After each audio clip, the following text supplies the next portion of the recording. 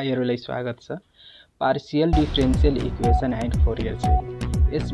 यसलाई हामी दुई भागमा पढ्नेछौँ। एउटा बाउन्ड्री भ्यालु प्रब्लम, अर्को हो फोरियर सिरिज। यस भिडियोमा हामी बाउन्ड्री भ्यालु प्रब्लमको कुरा गर्छौँ। BVP को सर्टकटमा बाउन्ड्री भ्यालु प्रब्लम। अर्को भिडियोमा फोरियर सिरिजमा कुरा गर्छौँ, फोरियर सिरिजको बारेमा। बाउन्ड्री भ्यालु प्रब्लममा के हुन्छ भने यहाँनिर यसलाई दुई थरीले पढ्नुपर्छ। एउटा होमोजेनियस, त्यो इक्वेसन होमोजेनियस छ अथवा नन होमोजेनियस। अर्को यसैमा आइजन भ्यालु र आइजन भेक्टर पनि निकाल्नलाई भनिदिन्छ। यो बाउन्ड्री भ्यालु प्रब्लममा यो चारवटा मात्र पढ्नुपर्छ। ल अब त्यही फोरियर सिरिजमा मतलब त्यो साइन सिरिज हो कि कोसाइन सिरिज हो अथवा त्यो अर्थोगोनल हो त्यो पढ्नुपर्छ। तर यसमध्ये हामी दुवैबाट boundary value problem Fourier series भन्दा हल्को, चेप्टर त सेम हो तर तपाईको यो दुवै प्रश्न और गरेर आउँछ। यो माथि दिएको हुन्छ भने यसको बाउन्ड्री भ्यालु प्रब्लमको जुन हाम्रो छ नि न्युमेरिकल त्यो तल दिएको हुन्छ।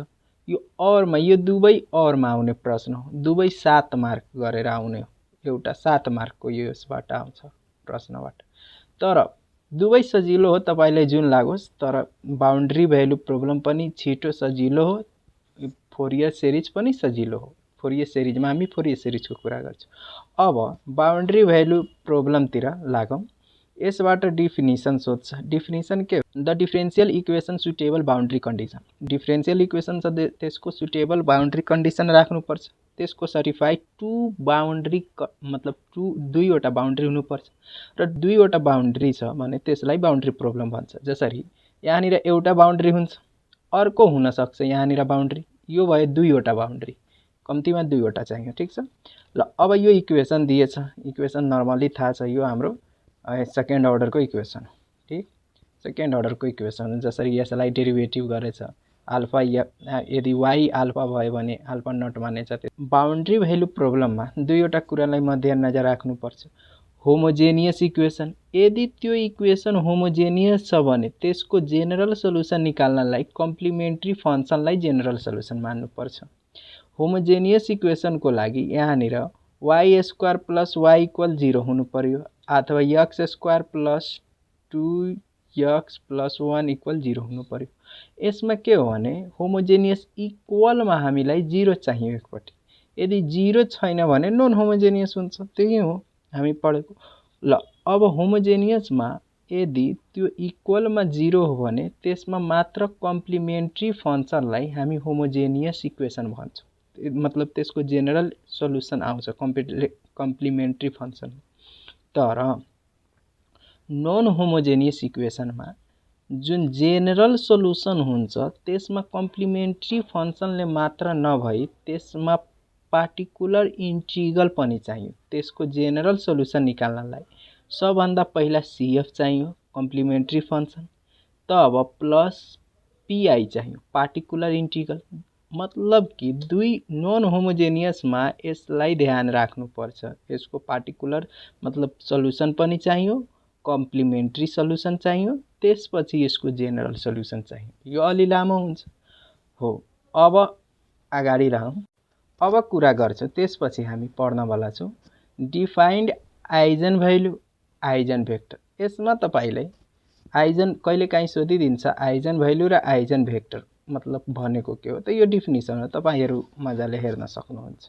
ल डिफिनिसनमा के हो? वी हैव अ सिस्टम मतलब AX इक्वल मतलब लैम्डा x हो। लैम्डालाई हामी आइजन भेक्टर आइजन भ्यालु मान्छौँ, यो x लाई आइजन भेक्टर मान्छौँ, a लाई आइजन भेक्टर मान्छौँ। यसरी हामी निकाल्ने गर्छौँ। ल अब यसमा नोट गर्नुपर्ने कुरा के हो भने यसलाई याद राख्नुपर्छ। जुन आइजन भ्यालु छ यसलाई आइजन भ्यालुलाई सर्टिफाइड गर्नको लागि हामीलाई तीनवटा केसबाट सर्टिफाइड गर्नुपर्छ। फर्स्ट केसमा जुन इक्वेसन दिएको हुन्छ त्यसलाई लैम्डा पोजिटिभ राख्ने, अर्को चोटि लैम्डालाई 0 राख्ने, अर्को चोटि लैम्डालाई नेगेटिभ राख्ने।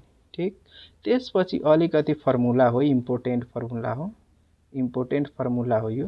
यो के हो, यदि साइन ल्याम्दा यक्स भयो अथवा यहाँनिर जे पनि हुन्छ, यक्स इक्वल 0 छ भने त यो साइन नगरेर डाइरेक्ट त्यसको एङ्गल र इक्वल एन पाई गर्न मिल्छ। ठिक छ, त्यसको इक्वल जुन छ त्यसलाई मतलब एङ्गल र त्यसको इक्वल एन पाई गर्न मिल्छ साइनमा। ल्याम्दालाई हामी आइजन भ्यालु भन्छ। ल्याम्दालाई के भन्ने, आइजन भ्यालु। आइजन भ्यालु हाम्रो यति हुन्छ यसको। ल कहिलेकाहीँ कसमा पनि त आउन सक्छ, यो त साइनमा थियो, अर्को कसमा।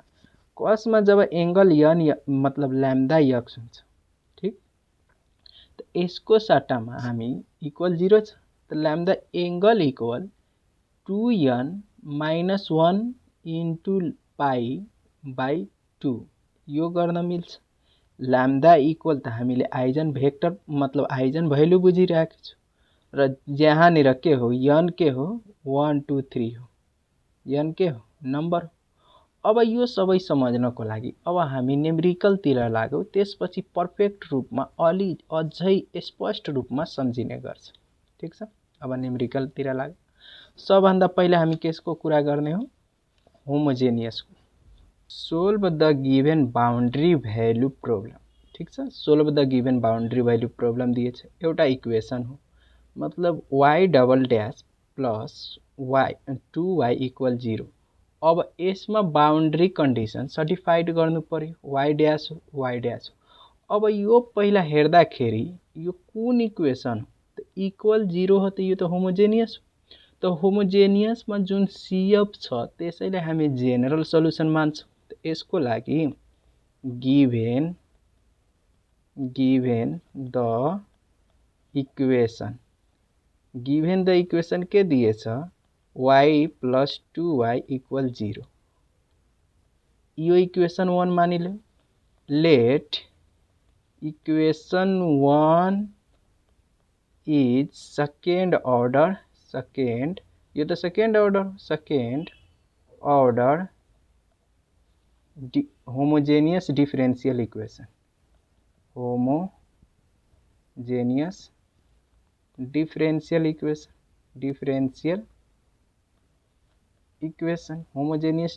इक्वेसन। यसको लागि हामीले the AE solution, auxiliary solution के गर्न मिल्छ, यो y छ भने y ड्यास हो, त यहाँ y स्क्वायर प्लस यहाँ y छ 2 इक्वल 0। ठिक छ, अब यसलाई हामीले m स्क्वायर माइनस 2 गर्न मिल्छ। अब यसलाई मतलब हटाउनलाई, स्क्वायर गर्नलाई यहाँनिर त माइनस, अब यसलाई प्लसमा राख्नु पर्यो, त प्लस 2i स्क्वायर हुन्छ। ठिक छ, i स्क्वायर हुन्छ। अब स्क्वायर क्यान्सल हुन्छ, त यसलाई स्क्वायर हटाउनलाई त यहाँ plus minus root under 2i हुन्छ। त यो त इमेजिनरी फर्म भइदियो, त CF के भइदियो, इमेजिनरी फर्म। त द जेनरल सल्युसन, यसलाई हामी जेनरल सल्युसन मान्ने। जेनरल सल्युसनमा के गर्नुपर्छ, y इक्वल, अब त एउटा प्लस लिनुपर्छ, एउटा माइनस लिनुपर्छ, यो त अल्फा बीटासँग भइदियो हैन। त यसमा के हुन्छ, C1 cos, अब यो त बीटा हो, त 2x plus C2 sin root under 2x, यो इक्वेसन 2 मानिदियो। ठिक छ, यो इक्वेसन 2 भइदियो। अब यसलाई भ्यालु मतलब जुन बाउन्ड्री भ्यालु दिएछ त्यसलाई सोल्भ गर्नु पर्यो। त के भन्दैछ, जुन इक्वेसन आएछ त्यसलाई एकचोटि डेरिभेटिभ गर्ने, y प्राइममा लग, त 0 राख्ने, y प्राइममा पाई राख्ने, त यो त आइदियो y। त यसलाई डेरिभेटिभ गरियो भने के हुन्छ, y ड्यास। त अब यो मतलब एङ्गल त बाहिर आउँछ, त रुट 2। अब यो साइनको कारणले अगाडि माइनस आइदियो, मतलब कसको कारणले साइनमा जान्छ त minus C1 sin root 2x। अब यसको पनि 2C2 cos रुट 2x। अब यो इक्वेसन 3 मानिदियो। अब जुन इक्वेसन 3 मा हो त्यसैले हामी के गर्नुपर्छ, इनिसियल जुन बाउन्ड्री भ्यालु प्रब्लम हो त्यसलाई पुट गर्नुपर्छ। The boundary value problem, boundary value problem, boundary value problem राख्नुपर्छ। अब y1 ड्यास 0 इक्वल कति हुन्छ, यो 0 1 दिएछ। त एकचोटि y1 y मतलब 1 इक्वल, त जहाँ जहाँ x छ त्यहाँ त्यहाँ 0 राख्ने। त अब यहाँ -√2 c1, अब साइन हो यो, sign angle √2 into 0 plus 2 c2 cos 2 angle 0। अब यसलाई हेर्दाखेरि यो 0 त होल 0 भइहाल्छ, त होल 0। अब यो के भइदियो √2, अब यसलाई 0 गरियो भने त यो एंगल 0 हुँदाखेरि के हुन्छ, यो 1 भइहाल्छ। त c2, त c2 को भ्यालु कति आइदियो 1/√2, ठीक छ, 1/√2 आइदियो। तर अब यो हाम्रो c2 को भ्यालु आयो, तर यो इक्वेसनमा c2 पनि छ c1 पनि छ, त c1 को पनि भ्यालु चाहियो। त त्यसको लागि अब फेरि यसलाई के कुन कन्डिसन, दुईवटा कन्डिसन बाउन्ड्री दिएछ। त एउटा बाउन्ड्री त यो फिलअप भयो, तर अर्को बाउन्ड्री यसैमा फिलअप गर्नलाई, अर्को बाउन्ड्री फिलअप गर्नलाई त y ड्यास दिएछ पाई इक्वल 0। अब जहाँ जहाँ मतलब x छ त्यहाँ पाई राख्ने, त 0 इक्वल त -c मतलब 2c1 sign √2 into pi plus, अब यहाँनिर 2, अब c2 कति ल्याएछ 1/2, 1/2 cos √2 इन्टु पाई। अब यो 2 क्यान्सल भइदियो, त यो के भइदियो हाम्रो, अब यो 2 क्यान्सल भइदियो, त यहाँनिर √2 c1 sine 2 into pi equal cos 2 पाई, यति त गर्न मिल्छ। अब यसबाट हामीले c1 को भ्यालु चाहियो, त c1 इक्वल, त यो वाला तल गयो भने 1/√2, ठीक छ। अब यो cos 1/√2 त भइदियो, तर यो cos बाई साइन गर्दाखेरि सिधै कट आउँछ, cut √2 pie.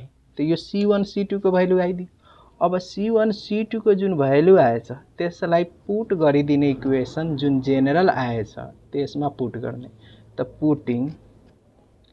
Putting the value equation 2 मा, त इक्वेसन 2 मा राख्दाखेरि त y इक्वल, अब c1 को भ्यालु कति 1/√2, अब के हो यो cos √2 x प्लस c2 को भ्यालु कति ल्याएछ 1/√2 कट √2 पाई, अब इन्टु साइन